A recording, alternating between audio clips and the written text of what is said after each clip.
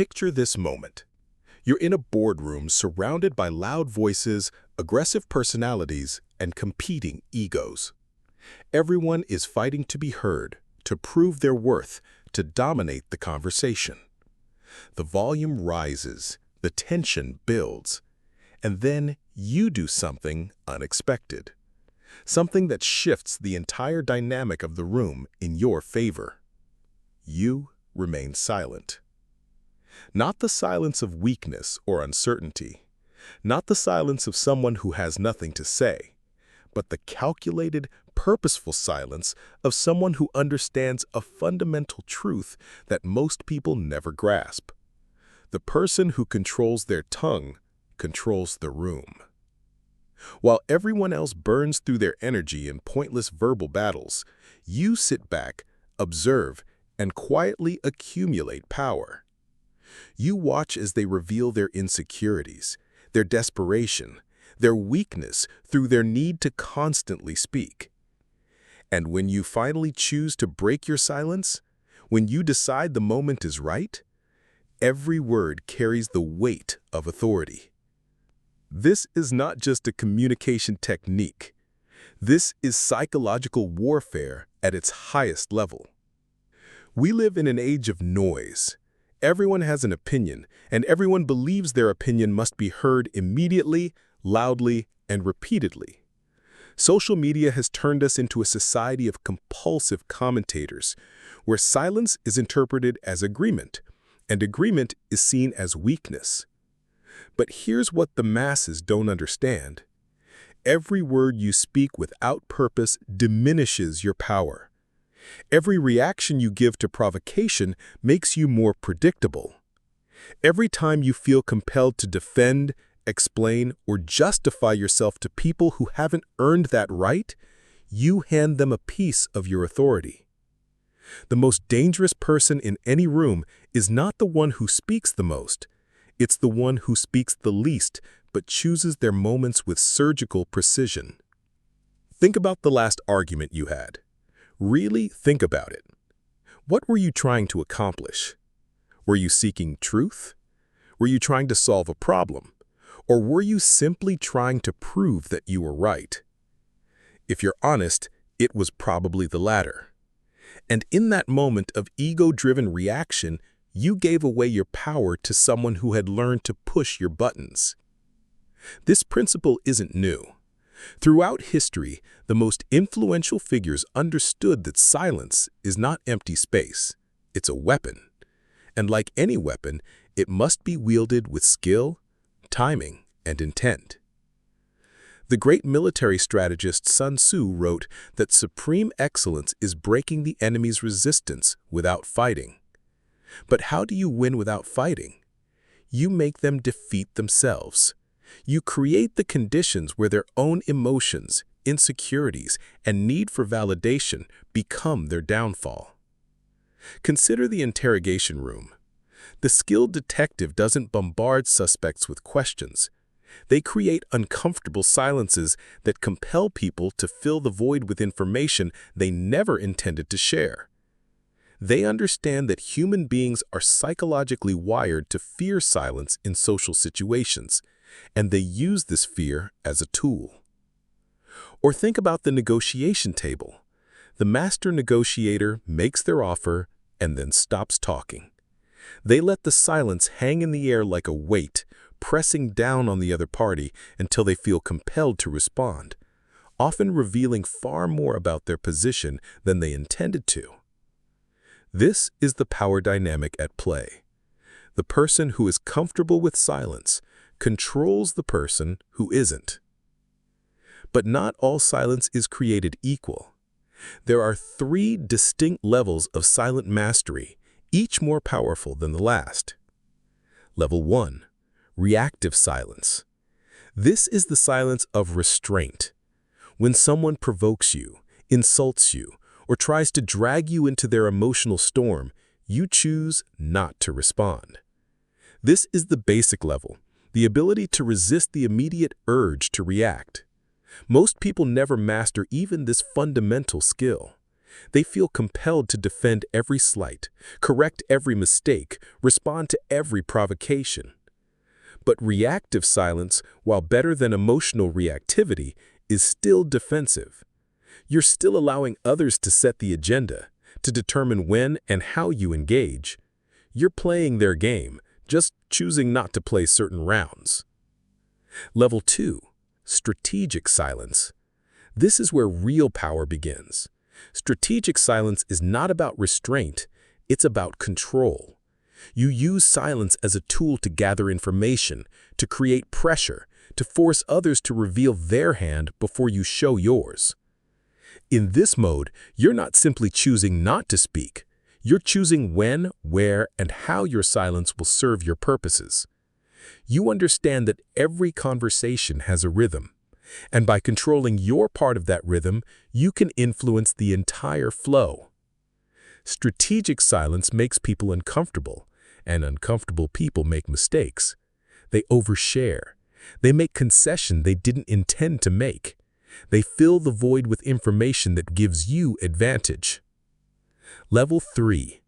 Commanding silence. This is the highest form of the art. Commanding silence is when your very presence creates a field of influence that others feel compelled to respond to. You don't need to manipulate the conversation because your energy, your stillness, your centered power commands respect and attention naturally. At this level, your silence isn't just strategic, it's magnetic. People lean in when you pause. They wait for your words because they know that when you speak, it matters. Your opinion carries weight not because you've argued for it, but because you've demonstrated through your restraint that you only speak when you have something valuable to contribute. To understand why silence is so powerful, you need to understand what's really happening beneath the surface of every human interaction. Every conversation is actually two conversations: the surface-level exchange of information and the deeper psychological dance of dominance and submission. Most people are unconsciously seeking validation, approval, or control in every interaction. They speak to fill space, to prove their worth, to maintain their self-image. But in doing so, they reveal their neediness, their insecurity, their desperation to be seen and heard. The silent observer, however, operates from a different paradigm. They don't need external validation because their sense of worth comes from within. They don't need to prove anything because they have nothing to prove. They don't need to control others because they have complete control over themselves. This creates what psychologists call a power differential. The person who needs less from the interaction automatically holds more power than the person who needs more. And silence is the clearest demonstration of not needing anything from anyone. Think about job interviews. Who holds more power? The candidate who nervously fills every pause with chatter, or the one who answers questions thoughtfully and then stops talking? The hiring manager knows immediately which person is operating from confidence and which is operating from desperation. History is filled with leaders who understood this principle instinctively. They weren't necessarily the most eloquent speakers or the most charismatic personalities, but they possessed something far more valuable: the ability to command attention without demanding it. Consider Abraham Lincoln during the most critical moments of his presidency. While Congress erupted in heated debates about the Civil War, Lincoln would often sit in silence, absorbing every argument, every emotion, every revelation of character. When he finally spoke, his words carried the authority of someone who had truly listened, truly understood, and reached a conclusion based on wisdom rather than impulse. Or look at Steve Jobs during Apple's most important product launches. He didn't rush through his presentations. He used pauses, silence, dramatic timing to create anticipation and focus. Every pause was calculated to make the next words more impactful. He understood that silence creates value for what comes after it. Even in the world of sports, The greatest coaches often embody this principle. They don't scream constantly at their players. They observe, assess, and speak only when their words can create maximum impact. Their silence commands respect because everyone knows that when they do speak, it's important. Modern brain science has revealed why silence is so psychologically powerful. When we encounter unexpected silence in a conversation, our brains go into a state of heightened alertness. We're wired to expect social reciprocity. When someone speaks to us, we feel compelled to respond. When that expectation is violated, it creates what neuroscientists call cognitive tension. This tension manifests in several ways. First, it makes the other person more focused on you. Their attention, which might have been scattered across multiple concerns, suddenly concentrates on trying to read your silence. What are you thinking? What are you planning? Are you upset, calculating, or simply confident? Second, it activates their mirror neurons, the brain cells responsible for empathy and social connection. When they can't mirror your verbal energy because you're not providing any, they become more attuned to your nonverbal signals. Your posture, your expression, your energy becomes magnified in their perception. Third, it triggers what psychologists call the completion tendency, the brain's need to fill in missing information. When you don't immediately respond, their mind starts generating possible responses, possible meanings, possible implications. They essentially start having the conversation with themselves, often revealing in their subsequent words what they were thinking during your silence. But mastery isn't just about when to be silent. It's about what you do when you choose to speak. The most powerful communicators understand that the right question at the right moment can accomplish more than 1,000 arguments. Socrates knew this 2,400 years ago. He didn't defeat opponents through force of rhetoric. He led them to defeat themselves through skillful questioning. He would ask simple, seemingly innocent questions that forced people to examine the foundations of their beliefs. And more often than not, those foundations crumbled under scrutiny. What do you mean by justice? How do you know that's true? What evidence supports that conclusion? What would happen if everyone believed that? These aren't attacking statements. They're invitations to think more deeply. But when someone hasn't thought deeply about their position, such questions expose the shallow foundation of their beliefs. They defeat themselves through their own inability to provide satisfactory answers. The modern application of this is profound. In business negotiations, instead of making aggressive demands, ask questions that lead the other party to see the value in your position.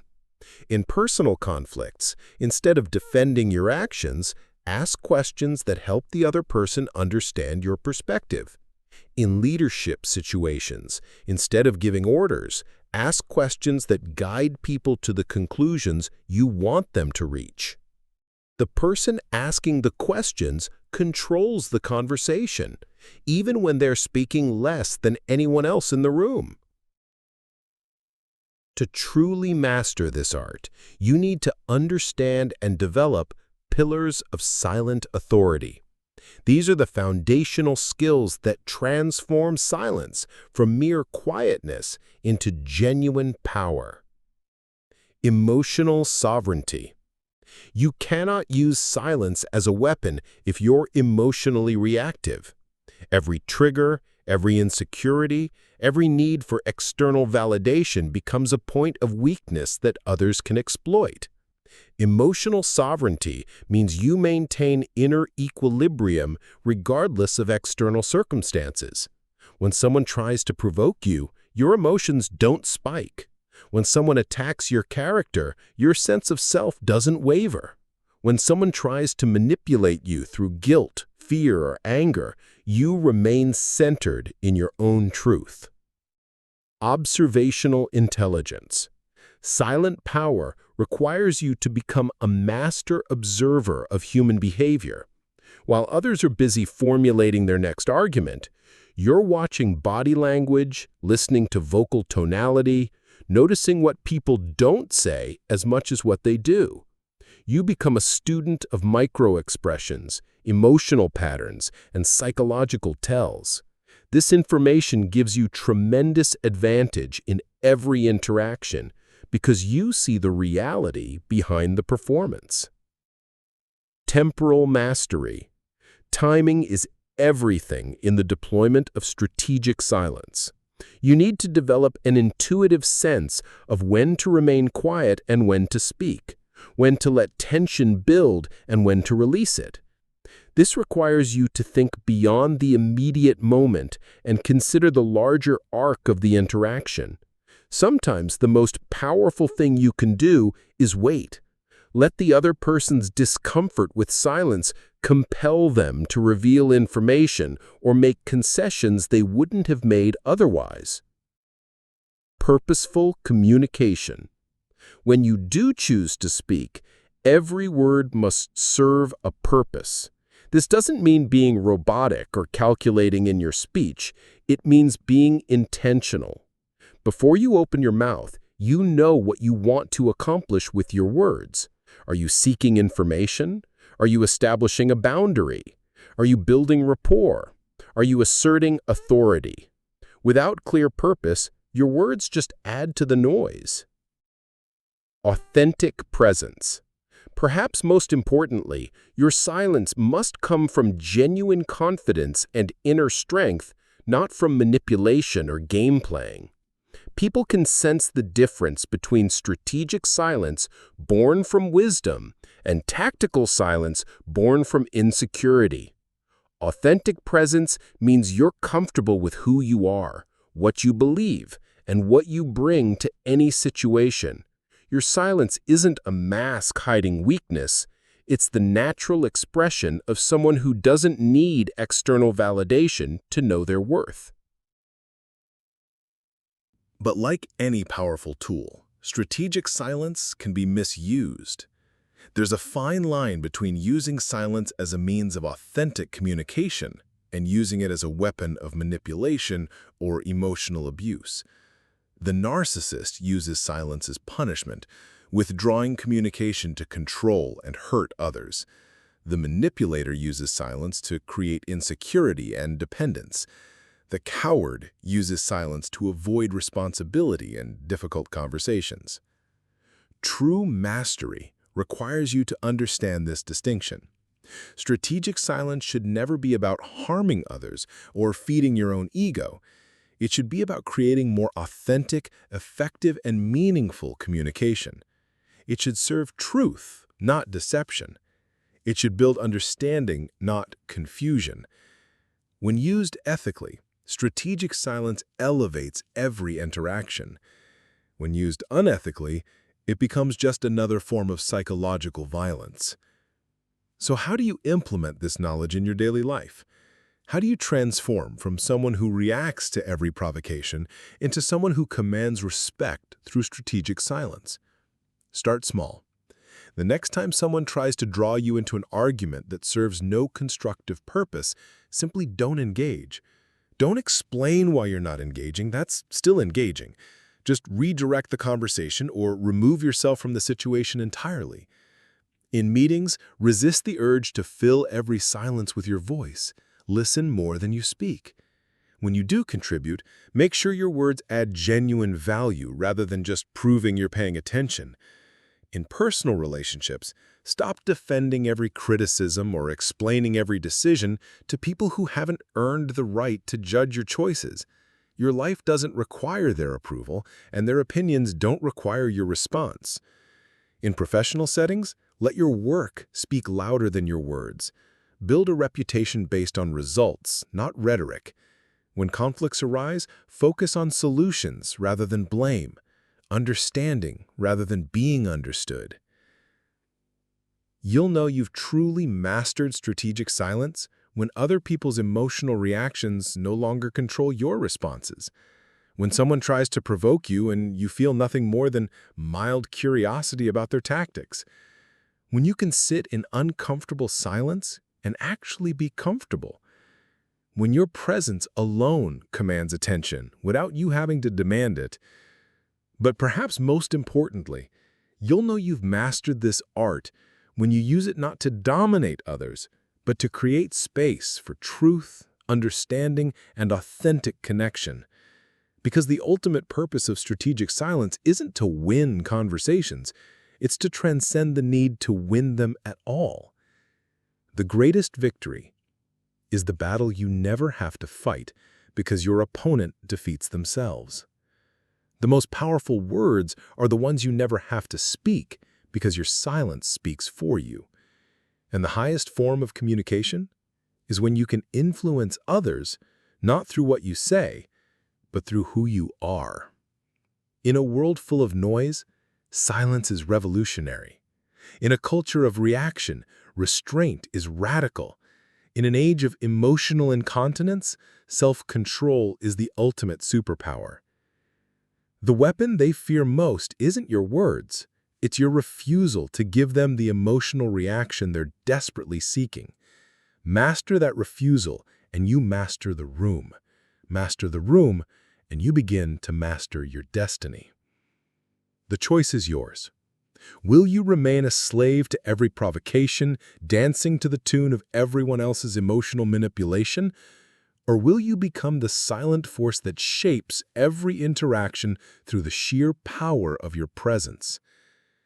Your silence is waiting to become your strength. The question is, are you ready to wield it?